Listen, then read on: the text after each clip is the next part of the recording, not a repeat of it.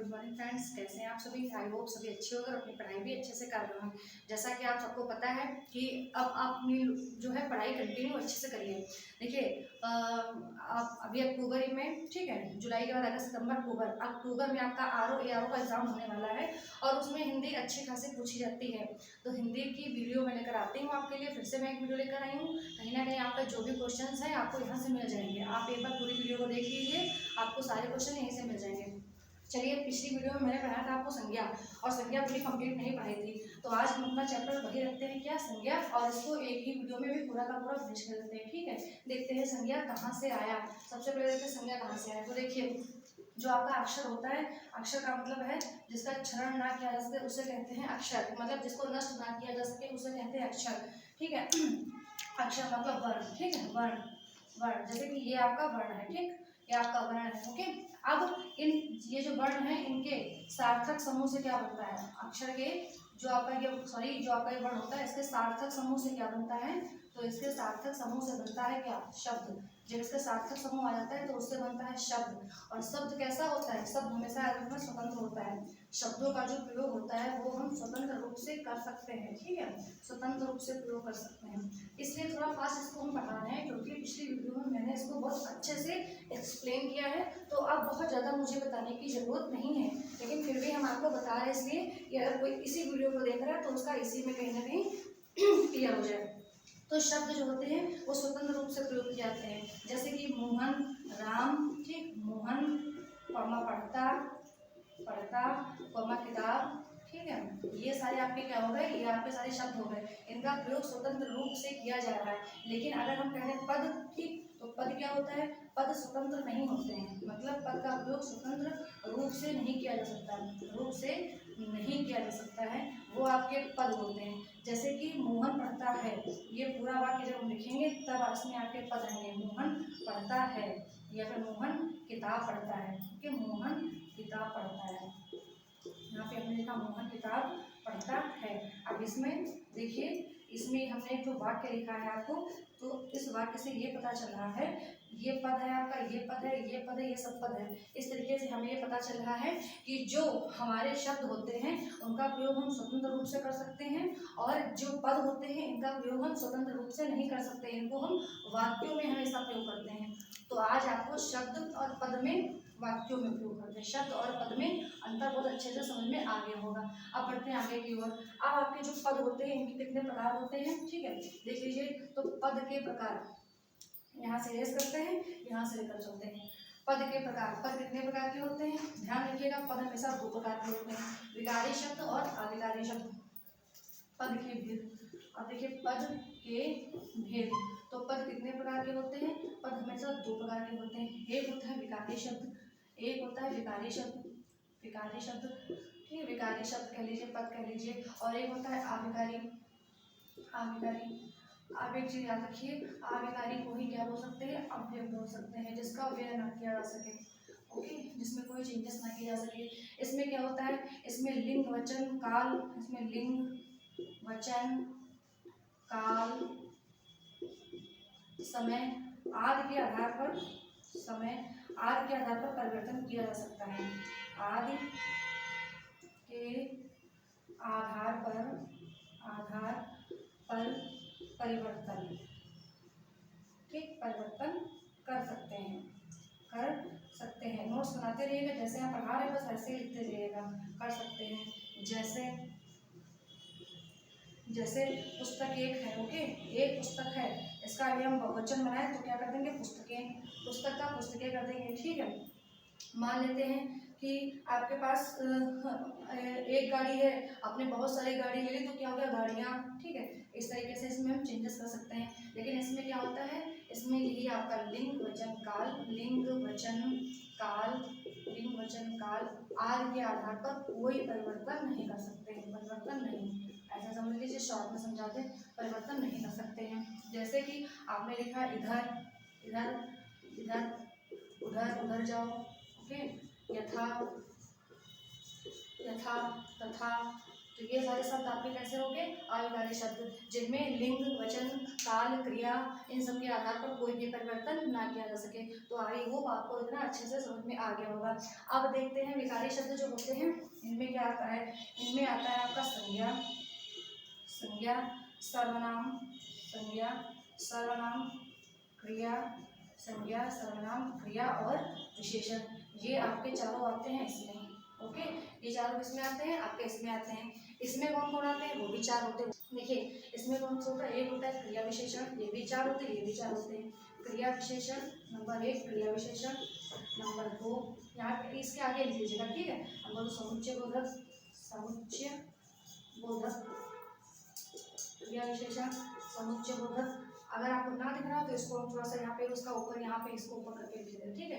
एक तो हो गया आपका क्रिया विशेषण, समुच्चय बोधक, संबंध बोधक, संबंध बोधक, संबंध बोधक, और होता है विस्मयादि बोधक, विस्मयादि बोधक, विस्मयादि बोधक, विस्मयादि बोधक।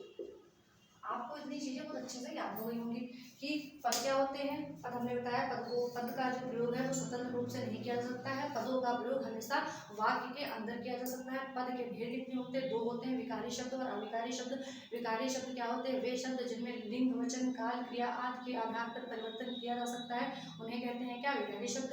और जिन शब्दों में लिंग, वचन, क्रिया, काल आदि के आधार पर परिवर्तन नहीं किया जा सकता है उन्हें कहते हैं अविकारी शब्द। विकारी शब्द में आपके 4 रहते हैं, संज्ञा, सर्वनाम, क्रिया विशेषण। और अविकारी शब्द में आपका आता है क्या, क्रिया विशेषण, समुच्चय बोधक, विस्मयादि बोधक, संबंध बोधक। इस प्रकार से आपको समझ में आ गया कि संज्ञा कहाँ से आया। आज हम आपको पढ़ाएंगे संज्ञा और संज्ञा के सारे प्रकार। तो इसको इरेज करते हैं और बढ़ते हैं अपने चैप्टर की ओर। इतना समझ में आ गया ना कि संज्ञा कहाँ से आया। क्वेश्चन आपको जितना हमने पढ़ा दिया है ना इसी से बन जाएगा। संज्ञा किसमें आती है, विकारी शब्दों में आती है। सर्वनाम किसमें आता है, विकारी शब्दों में आता है। समुच्चय बोधक किसमें आता है, अव्यय शब्दों में आता है। ओके, ऐसे करके आप याद कर सकते हैं। पद के कितने भेद होते हैं, पद के 2 भेद होते हैं। ओके, पद और शब्द में अंतर क्या है वो भी आपको समझ में आ गया। तो संज्ञा क्या कहते हैं, किसे कहते हैं, किसी व्यक्ति, वस्तु, कोई भी किसी व्यक्ति का नाम ले लीजिए आप, ठीक है। किसी व्यक्ति का नाम ले लीजिए, वस्तु का नाम ले लीजिए, स्थान का नाम ले लीजिए, द्रव्य का नाम ले लीजिए। द्रव्य, द्रव्य मतलब द्रव नहीं, लिक्विड नहीं, जबकि लिक्विड भी संज्ञा में आता है। हम द्रव्य कह रहे हैं। द्रव्य आपने पढ़ा होगा, केमिस्ट्री में आपने पढ़ा होगा द्रव्य के कितने प्रकार होते हैं। तो ठोस, द्रव, गैस, इस तरीके से आपने पढ़ा है ना। अब तो 5 प्रकार हो गए, प्लाज्मा वगैरह भी आ गया, ठीक है। तो द्रव्य किसी व्यक्ति, वस्तु, स्थान, द्रव, भाव, ये जो चीजें होती थी आदि के नाम को, आदि को भी, फिर आदि के नाम को आदि को संज्ञा कहते हैं। तो संज्ञा की परिभाषा तो आप लोग बचपन से पढ़ते चले आ रहे हैं, ठीक, इसमें कोई नया नहीं है। लेकिन जो संज्ञा के भेद हैं वो कहीं ना कहीं दिक्कत कर देते हैं, और जो वो दिक्कत करते हैं उन्हीं में आज हम आपको समझाएंगे, ठीक है। इसमें लिख लीजिए जैसे, लेकिन आप एक अच्छे से नोट्स बना रहे हैं तो अच्छे से लिखते चलिए। जैसे राम किताब, राम किताब, ताजमहल, ताजमहल, दूध, ठीक है, और हंसना, ये सब किसमें आ जाएगा, ये सब आपका किसमें आ जाएगा, सब कुछ संज्ञा में आ जाएगा। अब देखिए संज्ञा के भेद, आप इतना नोट कर लीजिए, इसको हम डिस्कस करते हैं। नोट करने की जरूरत इतना है नहीं, लेकिन नोट्स बना रहे हो तो अच्छे से कंप्लीट ही बना लो। अब देखिए संज्ञा के भेद। तो संज्ञा के भेद क्या होता है, संज्ञा का वर्गीकरण अलग अलग तरीके से किया गया है। कहीं कहीं पर संज्ञा को 5 प्रकार से माना जाता है, और कहीं कहीं संज्ञा को कितने प्रकार से माना जाता है आपका, कहीं कहीं पर संज्ञा को आपको माना जाता है 3 प्रकार से, ठीक। व्यक्तिवाचक संज्ञा, गणनीय, अगणनीय। तो संज्ञा के प्रकार में एक होता है व्युत्पत्ति के आधार पर, व्युत्पत्ति या उत्पत्ति के आधार पर, या उत्पत्ति के आधार पर, उत्पत्ति के आधार पर कितनी होती है, 3 होती है। नंबर 1 होती है जातिवाचक संज्ञा। जातिवाचक मतलब इसमें क्या होता है, किसी पर्टिकुलर एक ही व्यक्ति का नाम हम बताएं तो जातिवाचक होती है। दूसरा होता है गणनीय संज्ञा। ये इसलिए बहुत जल्दी जल्दी बता रहे हैं, मैंने पहली वीडियो में बता दी है, जिसकी गणना की जा सके, जिसकी गणना की जा सके। नंबर 1 होता है जातिवाचक संज्ञा, नंबर 2 गणनीय संज्ञा, और नंबर 3 अगणनीय संज्ञा, अगणनीय संज्ञा। ओके, अगणनीय संज्ञा। अगर आपसे पूछ दिया जाए व्युत्पत्ति के आधार पर संज्ञा कितने प्रकार की होती है, तो 3 प्रकार की होती है। जातिवाचक, पर्टिकुलर किसी व्यक्ति का नाम ले लिया जाए तो आपका होता है जातिवाचक संज्ञा। गणनीय, जिसकी गणना की जाए, जैसे मेज, कुर्सी, चप्पल, जूता, इनके सबकी आप गणना कर सकते हैं ना, तो ये सब आ जाएगा गणनीय संज्ञा में। और अगणनीय में क्या होता है, जिसकी हम लोग गणना ना कर सके, जैसे दूध, दही, पानी, इन सब चीज़ों की गणना नहीं कर सकते ना, तो ये सब किसमें आ जाएगा, अगणनीय संज्ञा में। और अग्रणी गणितीय संज्ञा में ही आपका जातिवाचक और भाववाचक को भी रख सकते हैं, द्रव्यवाचक को भी रख सकते हैं। जैसे इसमें अग्रणी में क्या भाववाचक कर देंगे ना, हंसना, रोना, पढ़ना, लिखना, इसकी गणना हम नहीं कर पा रहे हैं ना। और इसमें क्या कर सकते हैं, इसमें द्रव्यवाचक कोई भी चीज़ है, मतलब इस तरीके से इन दोनों में उनको रख दिया जाता है। तो उत्पत्ति के आधार पर 3 प्रकार की संज्ञाएं होती हैं। ठीक, अब देखिए आधुनिक वर्गीकरण। आधुनिक वर्गीकरण देख लीजिए, आधुनिक वर्गीकरण के हिसाब से पूछ ले तब भी 3 प्रकार की होती हैं। आधुनिक वर्गीकरण में क्या है, पहली वीडियो आप लोग देख लीजिए, आपको बहुत अच्छे से समझ में वो आएगा। आधुनिक वर्गीकरण में क्या है, तो आधुनिक वर्गीकरण में जो है आपका एक तो होती है जातिवाचक संज्ञा, जातिवाचक, जिसमें पर्टिकुलर किसी व्यक्ति का नाम बताया जाए। ठीक, जिसमें क्या होता है, पर्टिकुलर किसी व्यक्ति का नाम बताया जाए, नंबर 1 की हो गई। फिर दूसरी क्या हो जाती है आपकी, दूसरी आपकी हो जाती है, इसमें जातिवाचक में क्या होता है, जातिवाचक में समूहवाचक को कर देते हैं और भाववाचक को करते हैं। समूहवाचक और भाववाचक को दोनों को एक ही कर देते हैं। ठीक है, और एक आपका क्या हो जाता है, इसको देखिए जातिवाचक में ही 2 चीज़ों को कर देते हैं, जातिवाचक संज्ञा, इसमें समूहवाचक संज्ञा, भाववाचक संज्ञा आ जाएगा, द्रव्यवाचक संज्ञा, और एक हो जाएगा आपका व्यक्तिवाचक संज्ञा। इसमें क्या कर दिया गया है, इसमें ये कर दिया गया है आपका कि जातिवाचक में समूहवाचक और भाववाचक को कर दिया गया है। तो आपको ये समझ में आ गया। अब हम देखते हैं अर्थ के आधार पर वर्गीकरण। तो अर्थ के आधार पर कितनी संज्ञा है, 5 प्रकार की संज्ञा है। अर्थ के आधार पर आती है 5 प्रकार की संज्ञा, इसको सही से हमें पढ़ना है। अर्थ के आधार पर फैन ऑफ कर दीजिए, अर्थ के आधार पर 5 प्रकार। नंबर 1 देख लेते हैं, जात व्यक्तिवाचक संज्ञा। नंबर 1 देखते हैं व्यक्तिवाचक संज्ञा। तो देखिए व्यक्तिवाचक संज्ञा को हम समझाते हैं, आप लोग अपने हिसाब से अपना नोट्स बना लीजिएगा।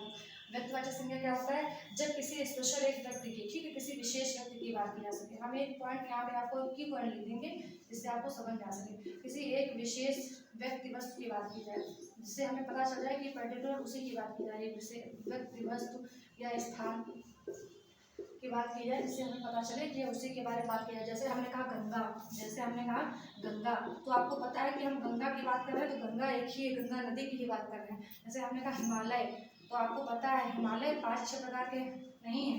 हिमालय के प्रकार, हिमालय की चोटियाँ अलग अलग जैसे कि हो सकती हैं बहुत सारी, लेकिन अगर हिमालय हम कहेंगे तो डायरेक्ट हमारा ध्यान केवल एक ही जगह पे जाएगा, हिमालय पे, तो किसमें आ जाएगा, व्यक्तिवाचक संज्ञा में आ जाएगा। मोहन, आपका तो मोहन के भी बहुत प्रकार होते नहीं, मोहन की बात करेंगे तो हमें एक ही मोहन याद आएगा। ओके, सीता, सीता की बात करेंगे तो हमें एक ही सीता समझ में आएगी कि हाँ एक सीता कोई लड़की है, उसी का नाम है। तो हमें पर्टिकुलर इंसान, व्यक्ति, कोई भी चीज़ है, ताजमहल, ताजमहल का नाम लेंगे तो हमारे दिमाग में आगरा का ताजमहल क्लिक कर लगेगा। तो ये चीज़ें, ठीक है। ऐसा हमने कहा खोया, तो खोया एक ही चीज़ होती है। ये सब पर्टिकुलर एक किसी व्यक्ति विशेष स्थान का नाम का बोध करा रहे हैं। जब हमें किसी विशेष व्यक्ति वस्तु का स्थान का बोध कराया जाए तो उसे कहते हैं व्यक्तिवाचक संज्ञा। अब हम देखते हैं सेकंड नंबर पे क्या है, जातिवाचक संज्ञा। व्यक्तिवाचक आपका हो गया, जातिवाचक संज्ञा देखिए। जातिवाचक संज्ञा में क्या होता है भाई, जातिवाचक संज्ञा में ये होता है, जातिवाचक संज्ञा में क्या होता है, पूरी उसकी जाति का बोध कराया जाए। मतलब ऐसा कोई शब्द जिससे समूह उसकी उसकी पूरी जाति का बोध हो, पूर्ण जाति का बोध, ऐसा समझो, पूर्ण जाति का बोध, पूर्ण जाति का बोध हो। अब कैसे होगा, देखिए जैसे हमने कहा क्या, जैसे कहा गया, चलो भाई नीला मिक्स और बोल रहे नीला भी यूज कर लो, तो नीला यूज कर लेते हैं। मतलब कोई भी आपका हो, कोई समूह, कोई वस्तु है, व्यक्ति है, कोई भी वस्तु, व्यक्ति, कोई भी है, तो उनकी पूरा समूह जाति का बोध हो, पूरा टोटल, उसको हम बोलते हैं जातिवाचक संज्ञा। जैसे हमने कहा आम, अब आप बताइए, आम हमने कहा और हमने ये कहा फल, ठीक है, दोनों को हम जातिवाचक संज्ञा में रखना है, क्या है, सही है, कमेंट करके बताइए। ओके, फिर हमने कहा नदी, हमने कहा नदी, क्या ये सही है, ठीक। फिर हम इस तरीके से आप लोग बताइए। तो देखिए नदी हमने कहा, तो नदी किसी एक नदी की बात नहीं हो रही, यही नदी भी हम कहते हैं सिंधु, यही भी नदी हम कहते हैं सिंधु, तो पर्टिकुलर एक नदी की बात हो रही थी, ये आपका किसमें चला जाता है, व्यक्तिवाचक में चला जाता है, किसमें जाता है, व्यक्तिवाचक में। लेकिन हमने कहा कि नदी, तो नदी से हमें ये पता चल रहा है कि जितनी नदियां हैं, गंगा, यमुना, सतलज, ब्रह्मपुत्र, कावेरी, झेलम, कृष्णा, ताप्ती, गोदावरी, गंडक, जितनी भी नदियां हैं, इन सभी नदियों का बोध हमें टोटल एक तरीके से पूरा पता चला, ठीक है। तो इस तरीके से हमारा क्या हो जाएगा, ये नदी आपका जातिवाचक पहले पूरा जाति का बोध करा है, ठीक है। और हमने ऐसे कहा फल, तो ठीक है, हमने फल का, फल में सभी फल आ जाएंगे, फल में क्या हो जाएगा, सभी फल आ जाएंगे, सभी का बोध हो रहा है, तो ये आपका जातिवाचक में आ गया। लेकिन हमने कहा आम, तो आम डिपेंड करता है कि सेंटेंस में किस तरीके से पूछा गया है। अब आम को पूछने पे डिपेंड करता है, जैसे कि अगर कहा गया कि मुझे फलों में सबसे ज़्यादा आम पसंद है, अगर ऐसे सेंटेंस बन के आया कि मुझे फलों में सर्वाधिक आम पसंद है, मुझे फलों में सर्वाधिक आम पसंद है, आम पसंद है, तो देखिए आम पसंद है तो इसका मतलब क्या, आप पूछा जाए कि फलों में बताइए कौन सी संज्ञा है, तो आप बता दो कि फलों में जातिवाचक संज्ञा है। क्यों? क्योंकि फलों से पता चला पूरी जाति का बोध हो रहा है। यहाँ पे क्या हो जाएगा, अब यहाँ पे क्या हो जाएगा आपका, यहाँ पर हो जाएगा व्यक्तिवाचक संज्ञा, जबकि हमने यहाँ उसको जातिवाचक में रख दिया है। क्यों? क्योंकि हमने पूरे फलों की टोटल बात करी और उसके बाद में एक पर्टिकुलर फल को निकाल दिया, आम को निकाल दिया, केला सेब अंगूर किसी को भी निकाल सकते थे, हमने आम को निकाला कि आम मुझे सर्वाधिक पसंद है। ठीक है, तो यहाँ पर आम जो है व्यक्तिवाचक संज्ञा में आपका आ गया है, लेकिन इसी सेंटेंस को थोड़ा सा हम चेंज कर देते हैं। ठीक है, फिर आप लोग देखिए यही बस एग्जाम में केवल यही कंफ्यूजन हो जाता है कि आम तो व्यक्तिवाचक में आ रहा था, ये जो है जातिवाचक में कैसे पहुंच गया। दूसरा सेंटेंस देखिए, मुझे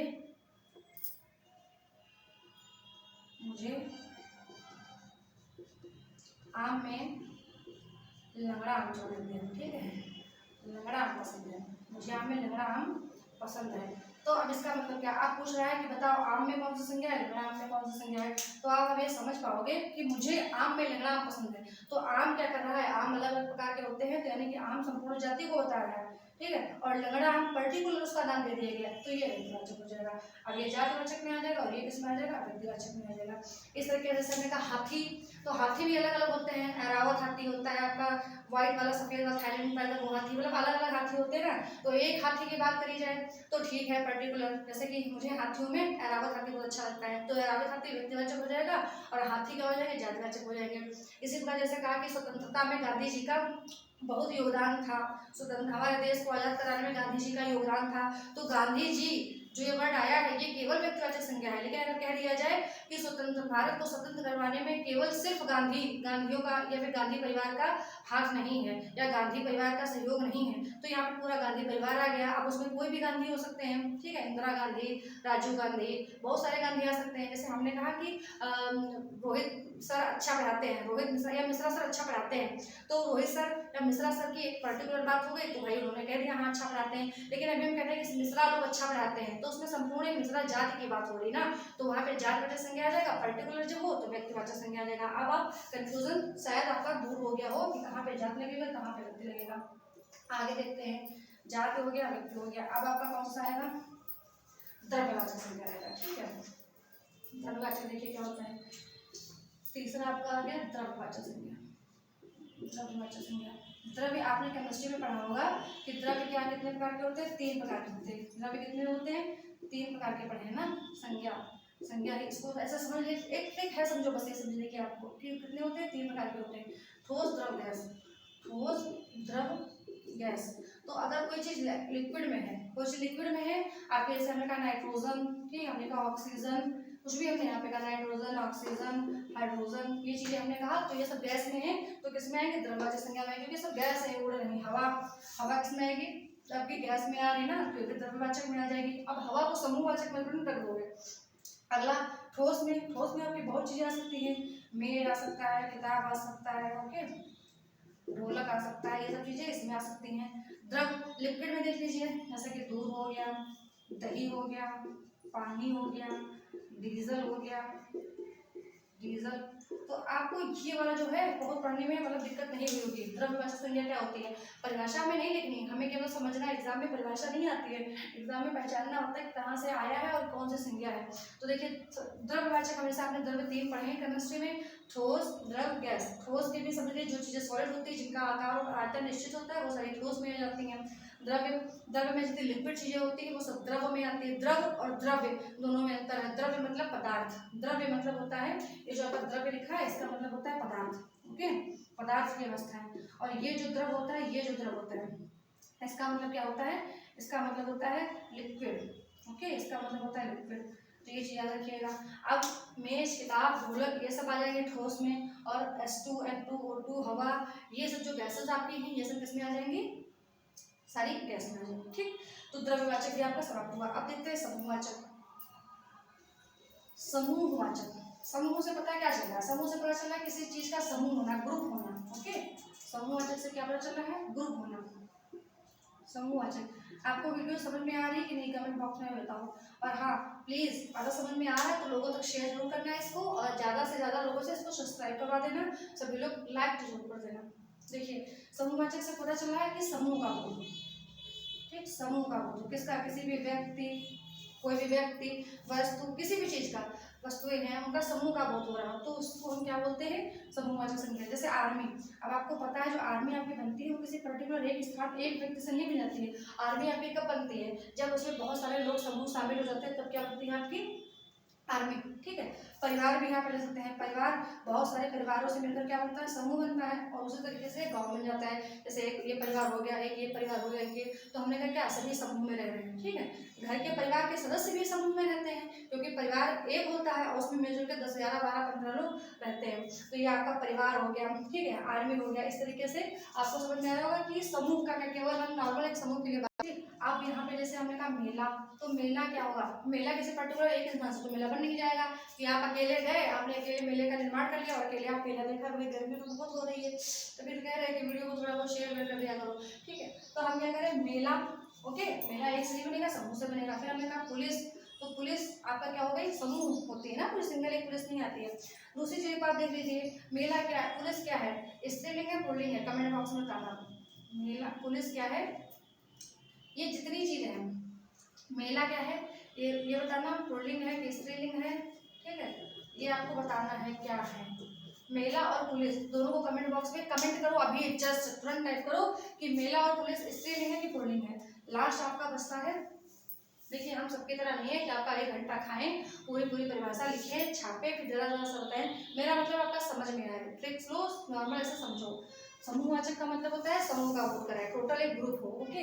समूह का मतलब ये होता है ग्रुप होना, और जब आपका ये ग्रुप हो, जो आपका है, इससे पता चल जाएगा कि आपकी कौन सी संख्या है। आर्मी, परिवार, मेला, सेना, पुलिस, ये सब हमेशा कैसे होते हैं? ये सब समूहवाचक में आते हैं। एक और देख लीजिए, लास्ट बचा है आपका भाववाचक। कक्षाएं, जैसे कक्षा आपकी चलती है, क्लासेस चलती हैं, तो वो भी क्या होते हैं? समूह में आ जाती हैं। अब देखिए कौन सा बचा था आपका? भाववाचक। भाववाचक संज्ञा।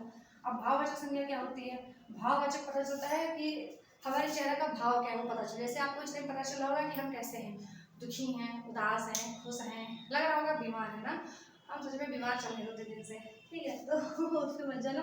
लेकिन हमें एक बात बता रहे हैं कि भाव से पता चलता है। कोई इंसान खुश होता है ना, तो उसके चेहरे पे ही झलक एकदम से दिखती है कि भैया बहुत खुश हो, क्या बात है। अंदर से वो एकदम गुलगुला बना रहता है समय, फूला फूला एकदम से खुश दिखेगा, ठीक है। कोई बात नहीं भी है तब एकदम से वो गुलगुला दिखेगा, तुम्हें लगेगा कि अभी बहुत खुश है, तो पूछोगे भैया क्या बात है, बड़ा खुश दिख रहे हो, काहे बताए तुमको, हम काहे बताए ये चीज हो जाती है। हम मेरे साथ ही होता है, जैसे कि हम कुछ भी कर रहे हो और कोई कह रहे कि क्या बात है, तुम बड़ा खुश हो, काहे बताए, नहीं बताएंगे, तुम बताओ ना, फिर देखो उसको कितनी टेंशन हो जाती है, उसको डबल टेंशन हो जाएगी कि तुम आखिर खुश हो तुम किस लिए हो, ठीक है।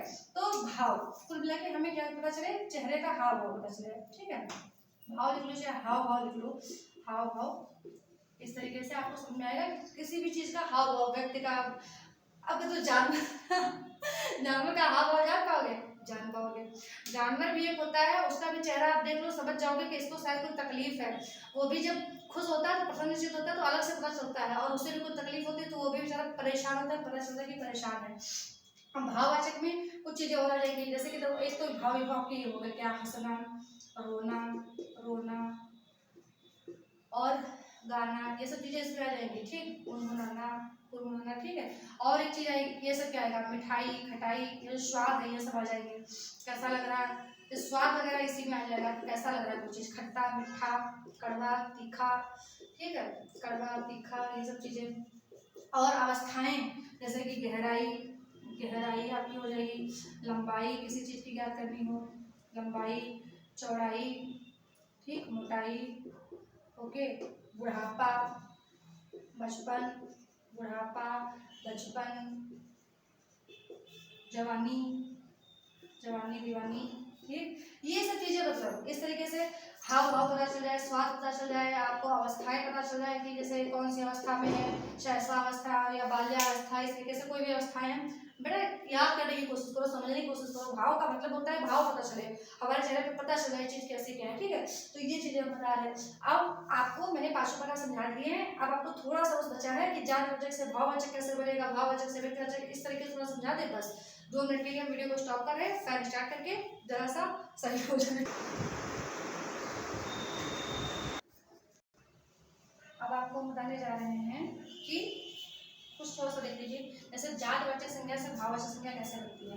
अब जातवाचक संज्ञा है, पर्टिकुलर मैंने किसी जात का मतलब बताया कि मानव, ठीक है, वो जात है, तो जाति का बता रहे हैं ना कि मानव से संपूर्ण मानव का पता चला है, तो मानव हमने जात संज्ञा ली। अब इसे भाववाचक संज्ञा कैसे बनाएंगे, तो मानव से आपका क्या हो जाएगा, मानवता। मानवता, इसके हम पता नहीं मानवता है कि नहीं है, नहीं हम लोग कहते हैं कि पता नहीं इंसानियत इसके में है कि नहीं है, ये चीज है। अगला देखिए स्त्री, तो स्त्री तो एक जाति है जो संपूर्ण स्त्रियों का पता लगा रही है, तो स्त्री का क्या हो जाएगा, स्त्रीत्व, ठीक है। इसके में स्त्रीत्व है कि नहीं है, ये सब चीजें होती है। भाववाचक, कि स्त्रीत्व झलक रहा है, मतलब कोई स्त्री है तो उसके में ऐसा नहीं है कि उसके में कोई चरित्र ही नहीं है, स्त्रीत्व एक पता चलता है।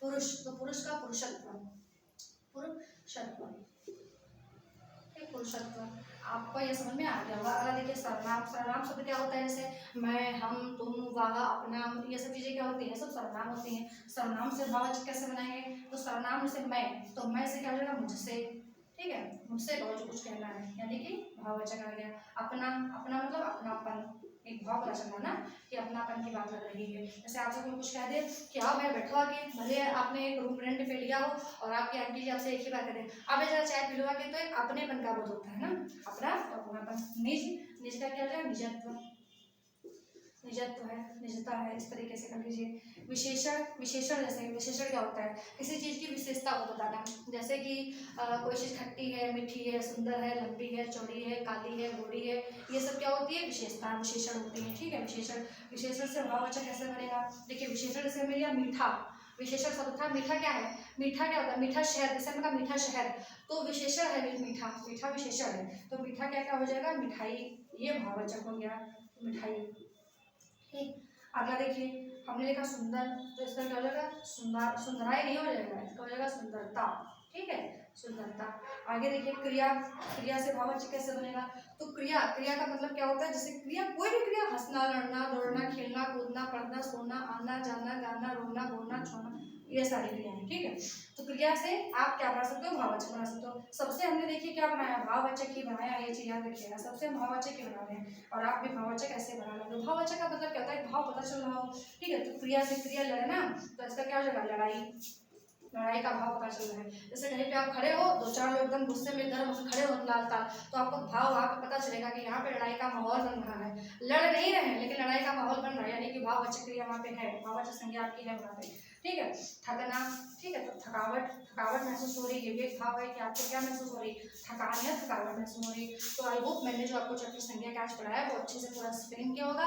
अगर आपको कोई भी चीज़ समझ में नहीं आ रही है तो कमेंट बॉक्स में मैसेज डाल दीजिए कि मैम मुझे समझ में नहीं आई, या सर का जो नंबर है 9005861254, इस पर आप मैसेज डाल दीजिए, व्हाट्सअप कर दीजिए, कुछ भी आपको क्वेश्चन, किसी भी सब्जेक्ट का टॉपिक का कोई भी क्वेश्चन हो, आपको समझ में नहीं आ रहा तो आप लोग कमेंट बॉक्स में इसको डाल सकते हैं, आपको उसका सोल्यूशन जरूर दिया जाएगा। इसके अलावा इसके बाद कौन सा आपको टॉपिक चाहिए कमेंट बॉक्स में डालिए, उसके बाद हम जस्ट वही टॉपिक आपको पढ़ाएंगे। तब तक के लिए नमस्कार, जय हिंद, जय भारत।